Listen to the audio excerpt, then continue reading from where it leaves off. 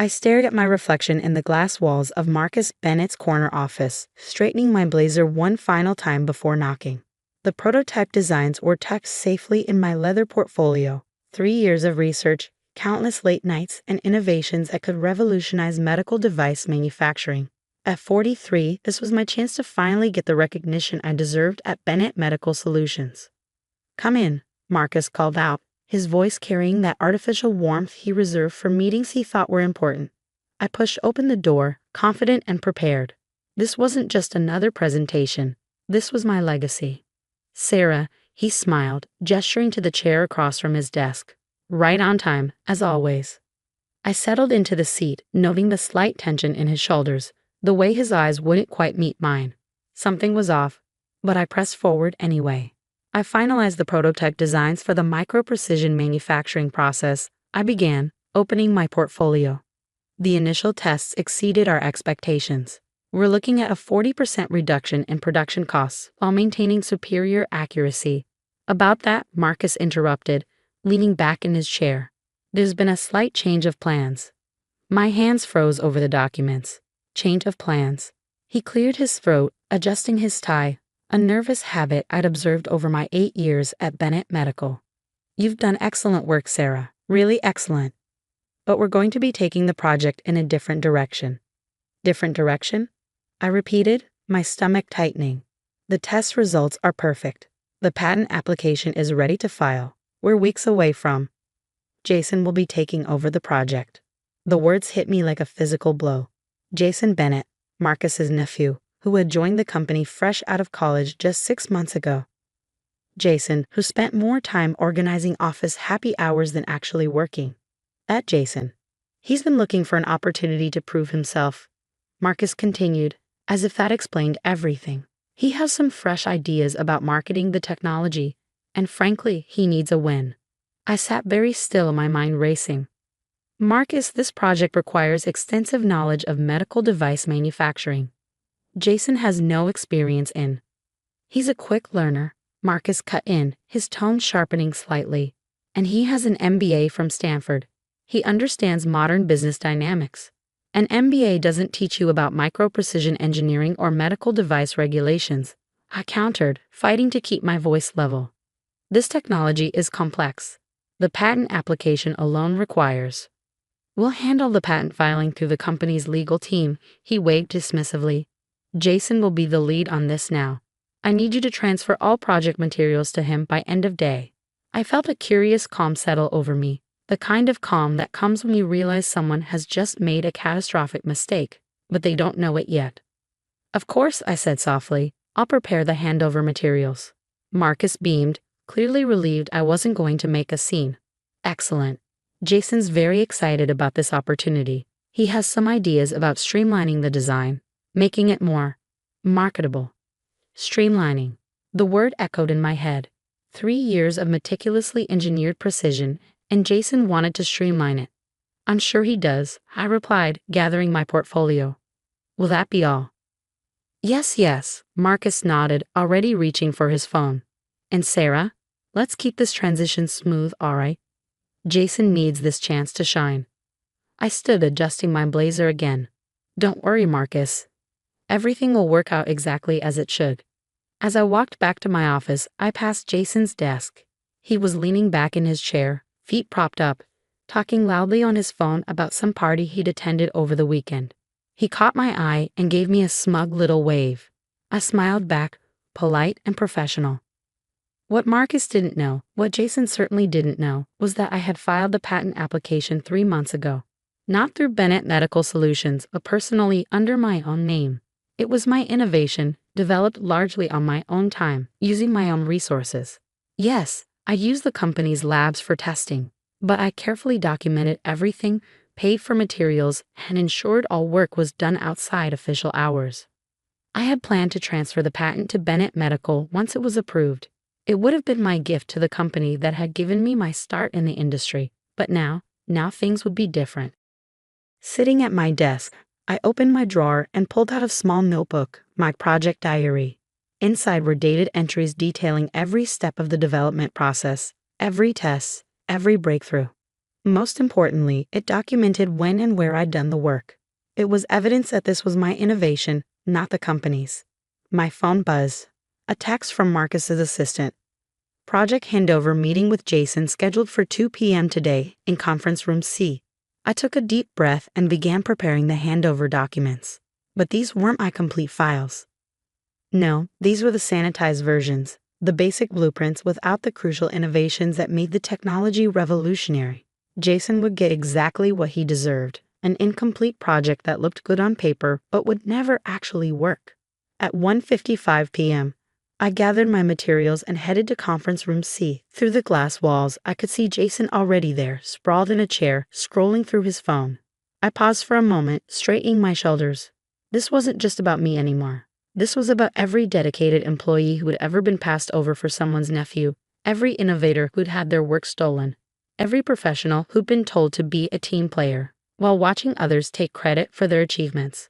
I pushed open the door, smile firmly in place. "Hello, Jason. Shall we begin?" He looked up, barely concealing his disdain. "Yeah, sure.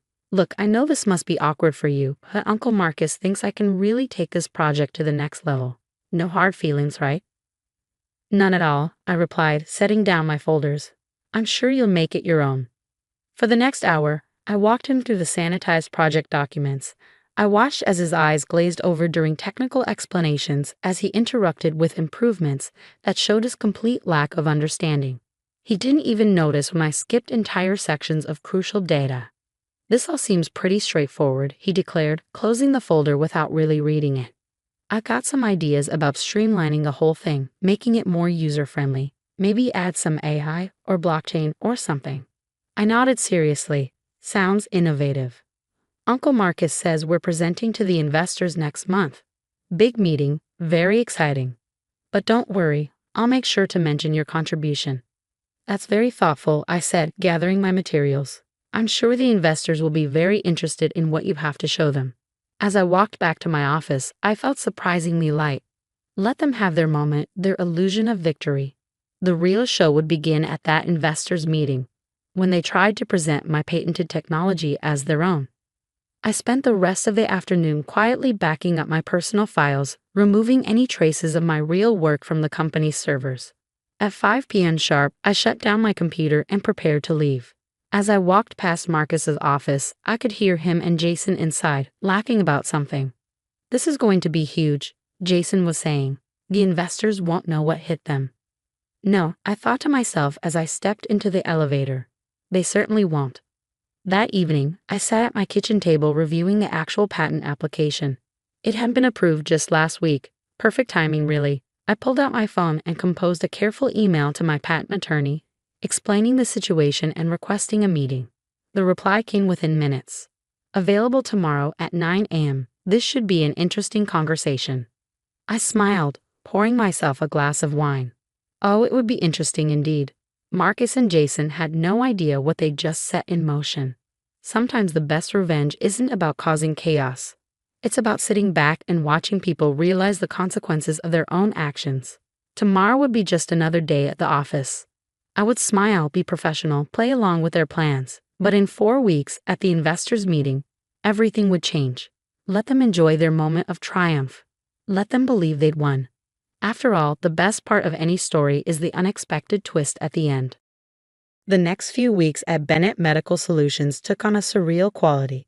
I watched from my cubicle as Jason paraded around the office, boasting about his revolutionary project to anyone who would listen. He'd set up shop in a newly renovated corner office, my old project space, where he spent more time ordering expensive furniture than reviewing technical documents. My meeting with the patent attorney had gone exactly as planned. "They can't present this technology without your permission," she had confirmed, reviewing the paperwork. "The patent is ironclad. You developed it independently, documented everything meticulously. If they try to claim it as company property, they'll be in for quite a surprise." I kept this knowledge close, wearing it like invisible armor as I navigated the office politics.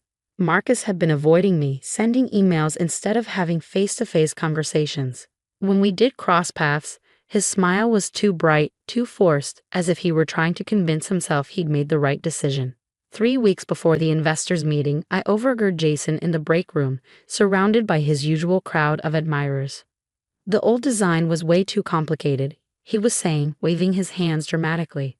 I've simplified it, made it more modern. Uncle Marcus says it's exactly what the company needs. I poured my coffee slowly, listening as he continued.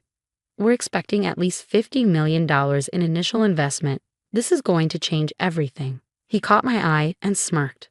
Sometimes you need fresh eyes to see the real potential in things. I smiled pleasantly. How's the patent application coming along? I asked, knowing full well the answer. Jason's confidence wavered slightly.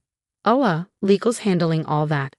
Boring paperwork stuff, you know how it is. Of course, I nodded. Those applications can be quite complex. All those technical details, proof of innovation, demonstration of unique development. I let the words hang in the air before walking away, leaving him looking slightly unsettled. That afternoon, Marcus called an all-hands meeting to discuss the upcoming investor presentation. The conference room was packed, everyone eager to hear about the project that had become the talk of the office. I sat quietly in the back, observing. This is a pivotal moment for Bennett Medical, Marcus announced, standing at the front of the room. Jason will be presenting our new micro-precision manufacturing process to our top investors. This technology will revolutionize our industry. Our technology, the phrase made my teeth clench, but I maintained my composure. We're projecting first-year revenues of $100 million, Jason added, clicking through his PowerPoint slides. The graphs were flashy but meaningless, all style, no substance. The patent application is in process, and we're looking at international markets.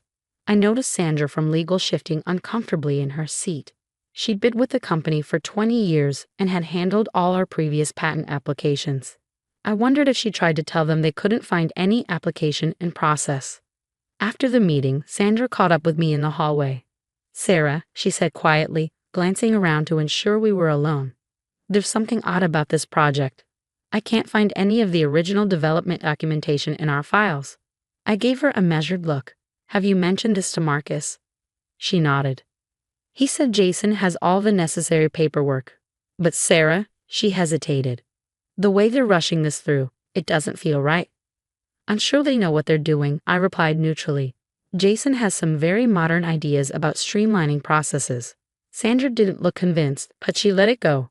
As she walked away, I felt a twinge of sympathy. She was good at her job, dedicated to doing things properly. The coming storm would likely shake her faith in the company's leadership. 2 weeks before the investors' meeting, the office was buzzing with preparations. Marketing had created elaborate presentation materials, all prominently featuring Jason's name. The prototype, my prototype, sat in a glass case in the lobby, though Jason had insisted on adding some cosmetic changes that actually made it less efficient. I received an email from Marcus. Sarah, we need the complete technical specifications for the investor presentation. The files you provided seem to be missing some key components. I replied promptly. I provided all company-related documentation during the handover. If you need additional technical details, I'm sure Jason has developed his own specifications with his improvements. No response. A week later, I was working late when Jason stormed into my office, his usual smugness replaced by barely contained panic. The prototype isn't working, he blurted out. We tested it today and nothing makes sense. The precision rates are all wrong. I looked up calmly. Have you reviewed the technical specifications? Of course I have, he snapped. But something's missing. You must have kept some of the documentation.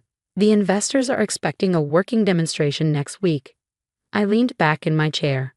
I provided everything related to the company project during the handover, Jason. If you've made improvements, perhaps you should review those changes. He ran his hands through his hair, frustration evident. Look, I know you're probably still upset about losing the project, but this is bigger than that. This is about the company's future. I'm sure you'll figure it out, I said smoothly. After all, you have an MBA from Stanford. And as you said, sometimes fresh eyes see things differently. He left my office looking distinctly unsettled. Through the glass walls, I watched him rush to Marcus's office, gesturing animatedly as he explained the problem. The next morning, Marcus called me into his office first thing. He looked tired, the confidence of the past few weeks replaced by barely concealed worry. Sarah, he began, trying to maintain his authoritative tone. "We need to discuss the project. There seem to be some gaps in our documentation." "Oh," I kept my expression neutral. "The prototype isn't performing as expected. Jason thinks there might be some crucial information missing from the files you provided." I tilted my head slightly. "I provided all company-related documentation as requested. Is there something specific you're looking for?" Marcus's jaw tightened. "Sarah, please. This presentation is crucial for the company. If you're withholding information out of professional disappointment, we need to address that." "Professional disappointment?" I repeated softly. "No, Marcus, I'm not withholding anything. I simply provided what belonged to the company. Nothing more, nothing less." He stared at me for a long moment, and I could see the first flickers of real concern in his eyes. "The investors are expecting a working demonstration next week," he said finally. "They're coming specifically to see this technology." I stood up, smoothing my skirt. "Then I suggest Jason focus on making his improvements work. Will there be anything else?" Marcus shook his head, already reaching for his phone, probably to call an emergency meeting with the development team. As I walked back to my desk, I could feel the tension in the office rising. The confident buzz of the past few weeks had been replaced by an undercurrent of panic. Jason's corner office had become a war room, with engineers coming and going, trying desperately to make the prototype work properly. But they couldn't. Not without the key innovations I developed and patented. Not without the crucial details that existed only in my personal files, protected by law as my intellectual property. The investors' meeting was now just 5 days away. I sat at my desk, calmly working on other projects while chaos swirled around me. Sometimes the best revenge isn't about taking action. It's about watching others realize the consequences of their own choices. And this show was just getting started. The morning of the investors' meeting arrived with an atmosphere of barely contained panic at Bennett Medical Solutions. I walked into the office exactly on time, wearing my best charcoal suit and carrying a slim briefcase containing one very important document, my patent certificate. The main conference room had been transformed for the presentation. Fresh flowers adorned the tables, expensive catering was being set up, and a sleek prototype display stood at the front of the room. Through the glass walls, I could see Jason pacing back and forth, his tie askew, rehearsing his presentation while Marcus watched with visible anxiety. Sandra from legal caught my eye as I passed her office. She looked troubled. "Sarah," she called softly. "Do you have a minute?" I stepped inside, closing the door. "What's wrong?" "I've been searching everywhere for the patent documentation," she said, her voice low. "There's nothing, no application, no records, nothing in our system at all. I tried to tell Marcus, but he keeps saying it's handled." I nodded sympathetically. "That must be frustrating." "The investors will want to see proof of intellectual property protection," she continued. "Without it," she shook her head. "I'm sure it will all become clear during the presentation," I replied, checking my watch. "Speaking of which, we should head to the conference room." The investors began arriving at 9:30 a.m. Serious men and women in expensive suits, representing some of the largest medical technology venture funds in the country. I recognized several faces from industry conferences, including Michael Chen, known for his brutal directness in questioning new technologies. Marcus greeted everyone with forced cheerfulness, while Jason stood nearby, still muttering his presentation points under his breath. The prototype sat silent in its display case, a beautiful shell hiding its fundamental flaws. At 10 a.m. sharp, Marcus called the meeting to order. I took a seat at the back of the room, quietly observing. "Ladies and gentlemen," Marcus began, "thank you for joining us today. Bennett Medical Solutions is proud to present a revolutionary advancement in medical device manufacturing technology. Leading this innovative project is our rising star, Jason Bennett." Jason stepped forward, clicking to his first slide. His presentation was polished, full of buzzwords and market projections. But I could see Michael Chen frowning as Jason glossed over the technical specifications. "Our micro-precision manufacturing process will reduce production costs by 40% while maintaining superior accuracy," Jason declared, repeating my original findings verbatim. "The patent is pending, and we're targeting international markets." "Excuse me," Chen interrupted, leaning forward. "Can you explain exactly how the system achieves this precision?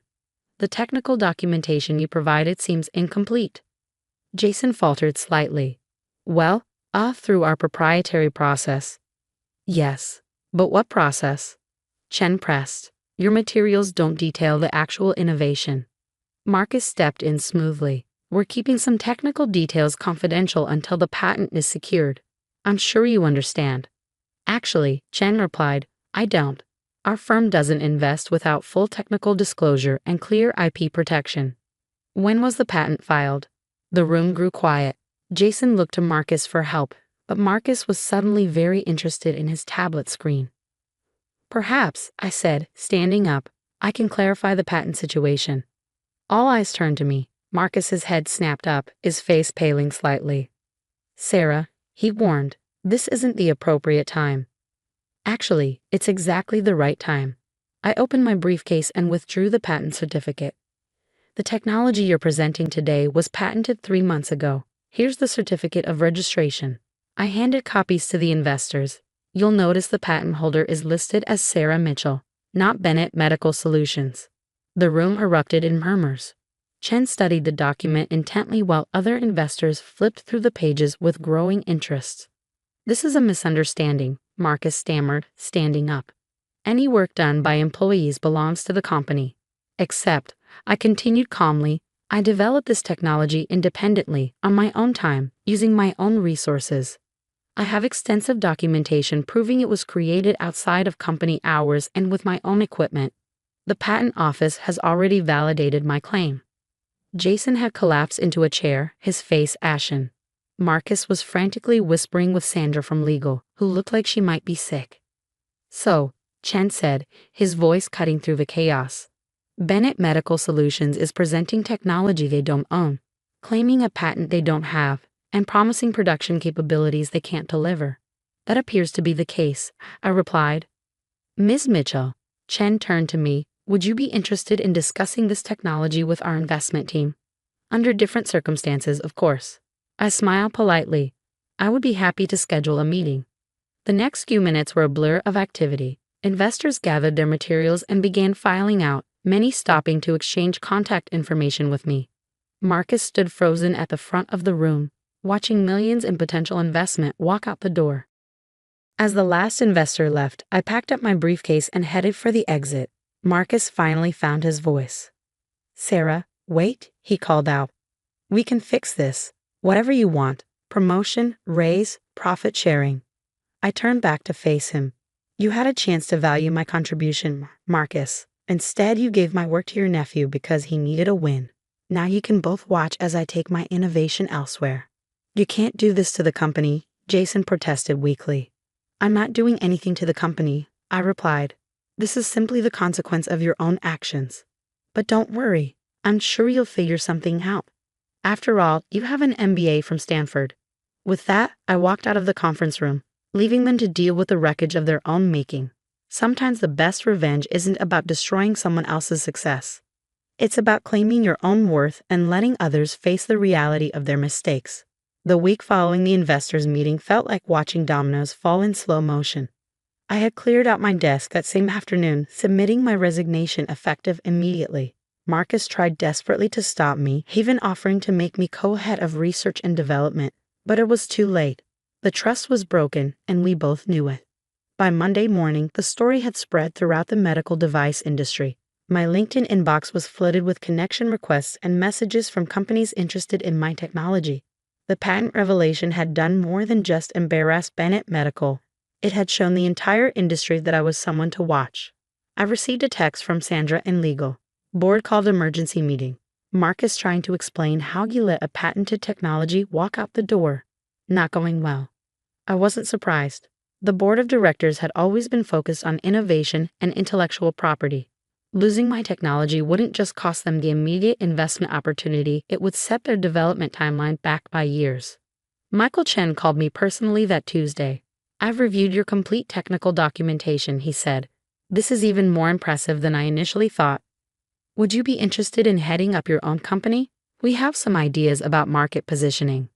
2 days later, I sat in a sleek conference room at his firm's offices, discussing terms for a startup focused on medical manufacturing innovation. The investment package they offered was more than I had ever imagined. Full funding, technical support, and a controlling interest in the company. We've had our eye on this sector for a while, Chen explained, but we needed someone who truly understood both the engineering and the market. You've proven you have both. As we shook hands on the deal, I couldn't help but think about Marcus and Jason.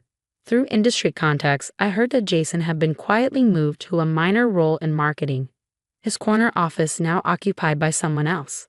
Marcus was facing intense scrutiny from the board, his judgment questioned not just for losing the technology, but for his nepotism and poor management decisions. A month after the investors' meeting, I received an unexpected email from Marcus. "Sarah, I owe you an apology. I made a terrible mistake in not recognizing and valuing your contribution to Bennett Medical. My decision to give your project to Jason was not just unfair, it was foolish. The board has asked for my resignation, effective next month. I suppose I'm learning the same lesson about consequences that I taught you, albeit unintentionally. Best wishes with your new venture, Marcus." I didn't reply. Some bridges, once burned, shouldn't be rebuilt. My new company, Precision Medical Technologies, opened its doors 3 months later. The irony wasn't lost on me when several of my former colleagues from Bennett Medical applied for positions.